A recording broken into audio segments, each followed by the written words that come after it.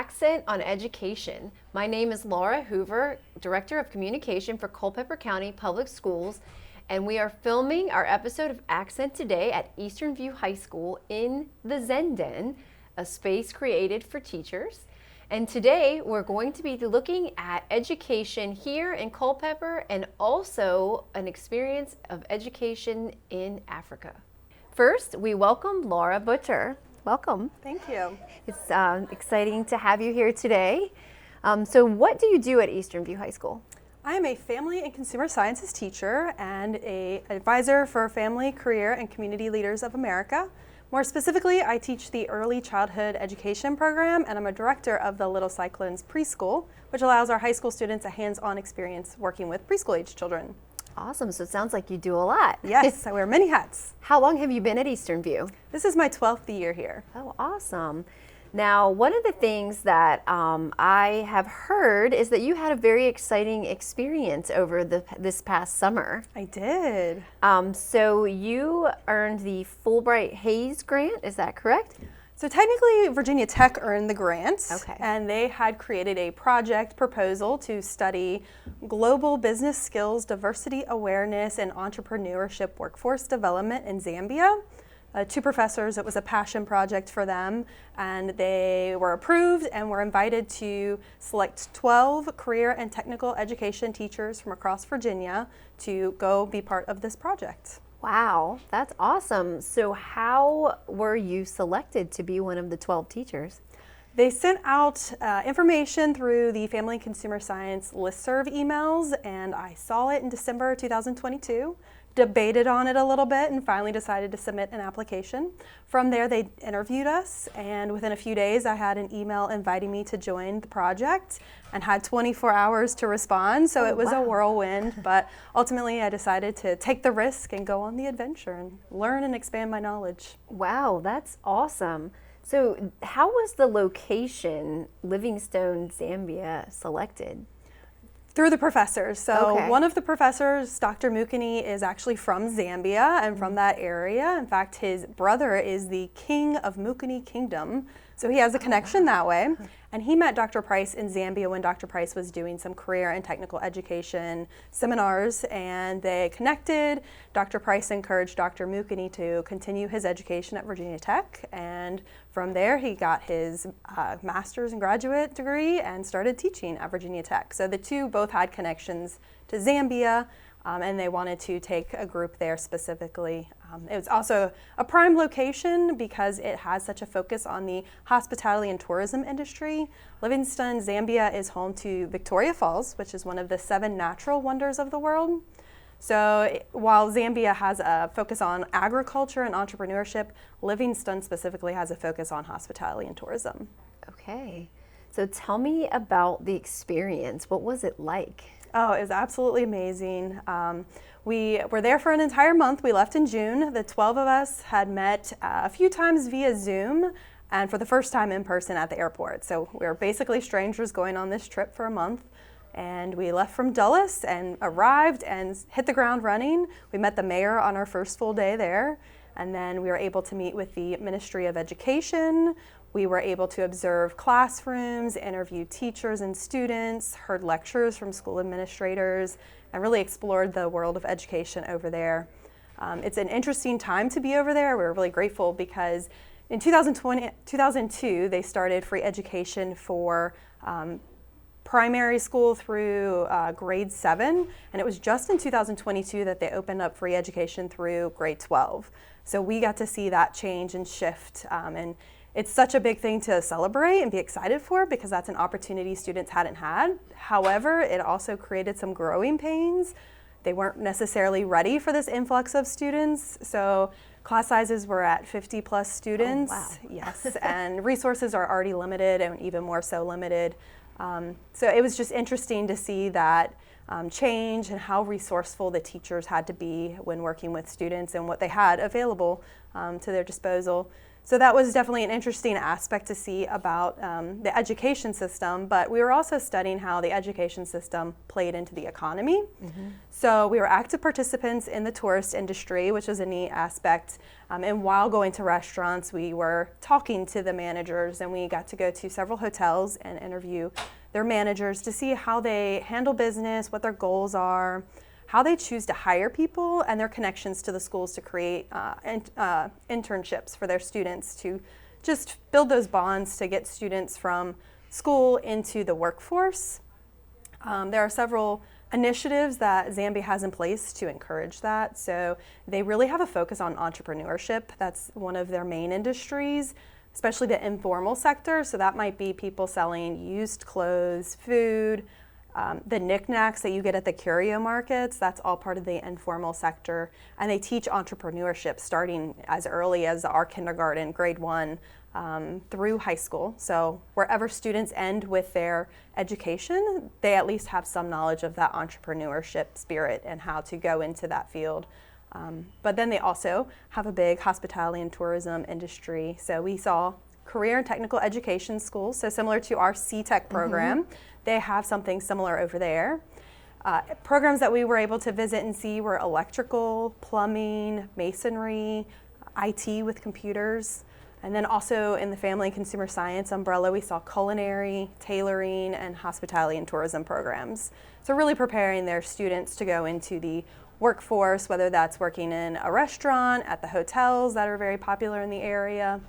Then we also were able to see how they handle their career and technical program a little bit different. It's mostly post-secondary over there, whereas our high school students have a lot of opportunities to get certificates and degrees before graduating high school. Most of their students choose after high school to go and do different levels, and they have from a 3-month certificate program up to a 3-year degree program. So there's many options for students as far as how much training they can get.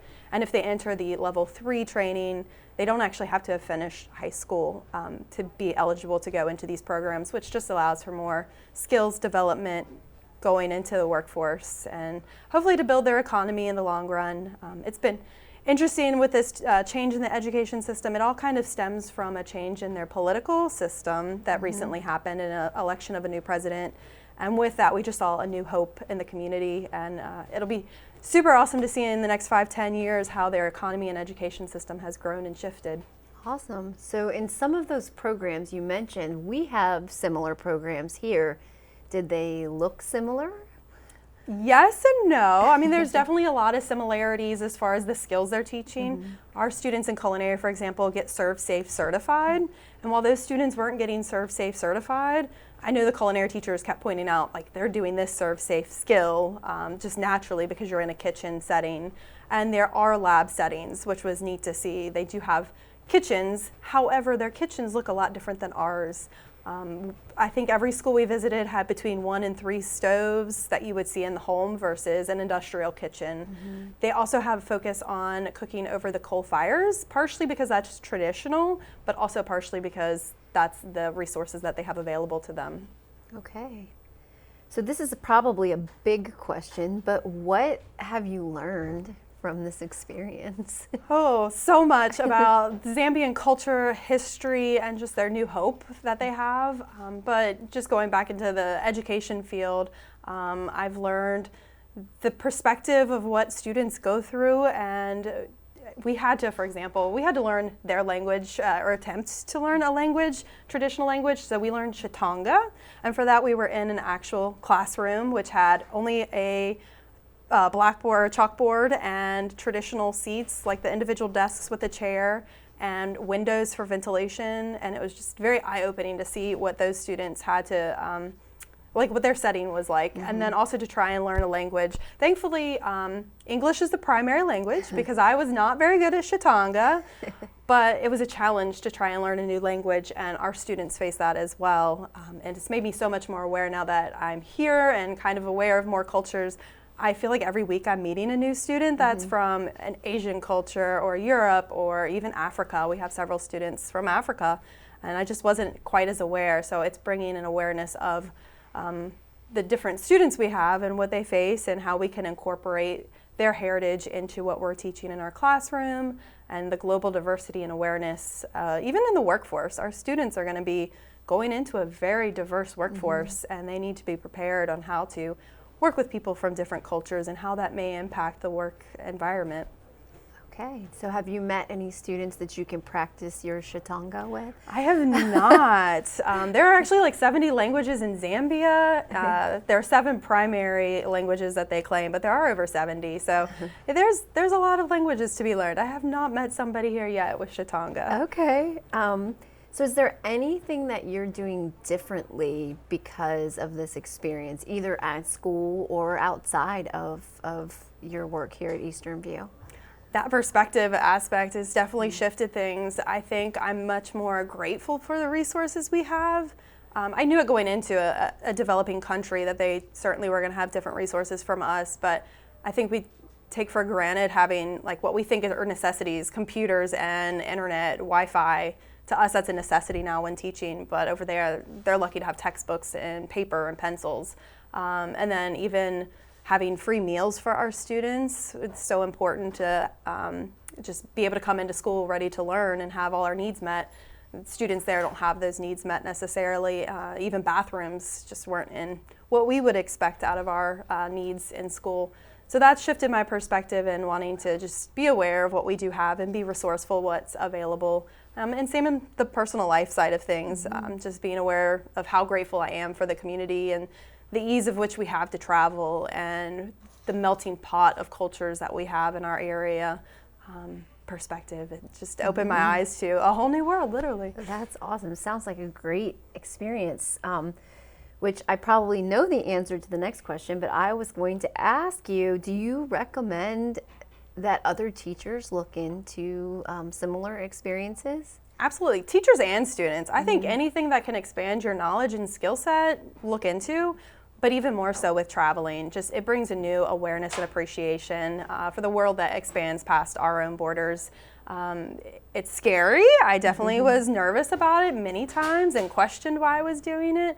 But at the end of the day, I was willing to take that risk, and I think others need to consider what lifelong changes can come from choosing to take that risk and step outside their comfort zone to do something that's just so eye-opening. Well, thank you so much for sharing this experience with me today. It sounds awesome. And if somebody wanted to see more about your trip, is there anywhere they could look it up or see pictures or learn more? Yes, I created an Instagram account while I was away, and it's called CTE2, the number, Africa. And I documented my trip throughout, including pictures and the schools we visited and also some of the tourist side of things. So people are more than welcome to go and check that out and be able to relive the experience with me. Well, awesome. Well, thank you for doing that. So check out CTE2 Africa on Instagram. Thank you for being here today on Accent on Education, and it was really exciting to hear about your experiences. Thank you for having me.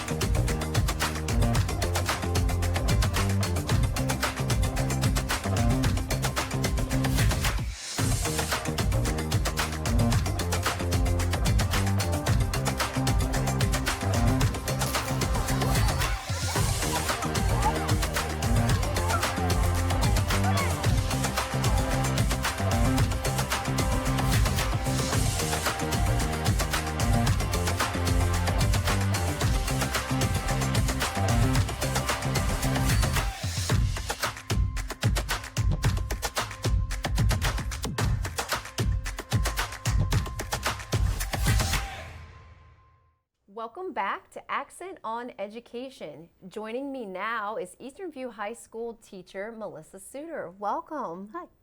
It's so nice to have you here today. What do you do at Eastern View High School? I am one of the agri-science teachers here at Eastern View, which makes me also an FFA advisor for our students. And how long have you been with CCPS or Eastern View High School? This is my 7th year. Okay, all at Eastern View? Yes, ma'am. Awesome, well, very good. Well, today we'll be talking about FFA and also talking about you. But let's start off with the FFA chapter here at Eastern View. The chapter has recently been featured in a national Ram truck commercial. Talk about that. I'd like to hear. How did that happen? It was actually out of the blue, was not expected, wasn't anything that we applied for or anything like that. And so National FFA contacted some of our state FFA staff. And, you know, in some things they have to be very vague. And because of legalities and all of that, they knew it was something to do with Dodge. They knew that it would involve a country artist. And that was all that they even knew at that point. And they contacted me because the country artist involved, which ended up being Jackson Dean, was touring at the time, and he was going to be in Charlottesville during the time that the production company and all the schedules kind of melded together. And they needed an FFA chapter that was within an hour of Charlottesville. Okay. And our state staff wanted it to be a chapter that had some interesting things and some cool things happening. And so within that radius, which we just looked out to be in, we had the new greenhouse. Mm-hmm. And so they really wanted to be able to use the greenhouse footage and things like that. So we really looked into it, but because we also have such a good reputation with our state staff, it was kind of a gimme that they wanted to use us. Well, I saw it, and it brought tears to my eyes. It was so it was beautiful. Really cool. The It was a kids fun experience. did a great job. Yeah. So that's great.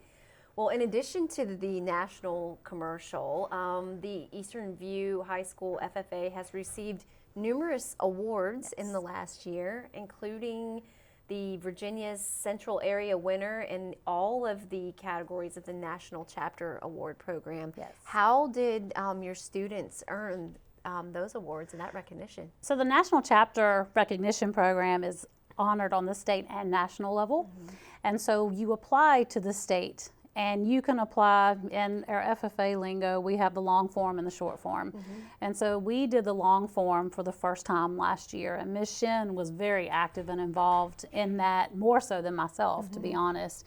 And so she worked with our officers, and I provided some input as well. And you simply give lots of details about your different activities from your program of activities that we created at the beginning of the year. And so they have to give what their SMART goals were, mm-hmm. and they have to be very specific goals if you know anything about SMART mm-hmm. goals. And they have to give what their results were, how much it cost, what the budget was for that project, and then what the results were. And then they provide pictures with captions. So it is a very, very, very detailed process. And through that application, for each one of those categories, there are actually 5 activities for each category, but they have to pick their top 3 for each category to highlight in that application. So there's 9 different activities that involve 3 to 4 pages of information plus pictures.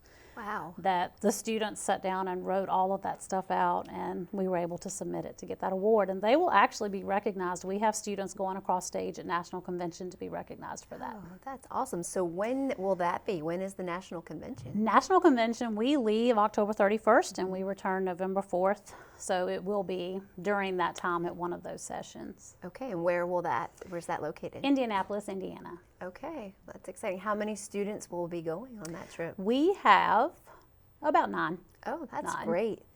Awesome. So, okay, and some of the students have won individual competitions as well? yes. Okay. Yes, we have students that are actually representing Virginia in the veterinary science competition. So in order to compete nationally, you obviously have to win your state first. Mm-hmm. And so that was a first time thing for Eastern View, is to have a winning vet science team. We're very fortunate in having a volunteer coach in Samantha Martinowski, mm-hmm. who comes in and she volunteers of her time, and she's going with us on the trip as well, so that she can enjoy that experience with those students. We also have Megan Wolfkale, who was recognized as a national finalist in the agri-science competition. So think science fair up a notch. Okay. is pretty much how that runs. And so she did this huge project on hormone implants in beef cattle and the public perception of that. And so as a ninth grader, she does this project and is named a national finalist. So that was pretty impressive for her as well.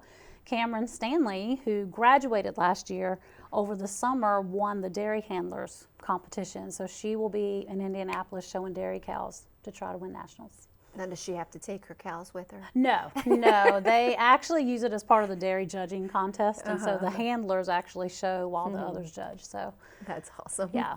Very good. Now, that is a lot about your students and the program, but I'd like to take a minute. Let's talk about you. So in this last year, you have been named the State FFA Outstanding Agriculture Teacher of the Year. Yes. So that's very exciting. Congratulations. Thank you. How is that selection made? Do you apply for this? It is an application process, which, before we even say anything else about me, I don't do anything that I do for credit. It makes me very uncomfortable, to be honest. But I was encouraged by some of our state staff to apply. I've been teaching for 19 years total, and they just kept on my case about applying. And I was like, fine, I will apply. And it was more or less I'm going to do this just so they will leave me alone with no expectation of it going any further than that. And so the application process asks you, what is your philosophy of education? And it doesn't just cover your current year of teaching, it covers your whole career. And so I had to go back to my 13 years in a different school system and kind of incorporate things from that as well. And of course, we included the commercial and things like that too. So, but it takes a team. I may have gotten that award, but it takes a team of people and a team of good administrators to back you to make it capable of doing those things. Absolutely. So we're very blessed. Now, in addition to that, after being named the State Teacher of the Year, you had another surprise. Yes. Talk about being named the U.S. Region 6 Agriculture Teacher of the Year. Shock.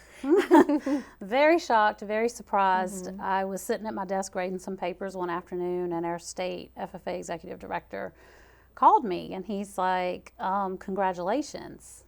And I said, what have I done? and he says, you haven't seen the email. And I said, well, no, I just sat down. And he says, well, open up your email right now. And I looked and I was like, you have got to be kidding me. Like, how did nobody else apply? Like, this is insane. And so there are 6 regions in the United States. And so they choose, once that state person is chosen, the state forwards those applications on to the National Association of Agriculture Educators. And from that point, they will choose a national winner. So it really, it's not just FFA. It encompasses FFA, but it also encompasses the actual education portion, agriculture education. So it's now I get to go to Phoenix, Arizona in a few weeks at the end of November, and we'll see what happens there. I'm told there's a short interview process potentially there to go for that. So we'll see what happens. Well, we'll see what happens. I'm just congratulations. honored, really, and very humbled to be chosen for such, because that was never a goal of mine.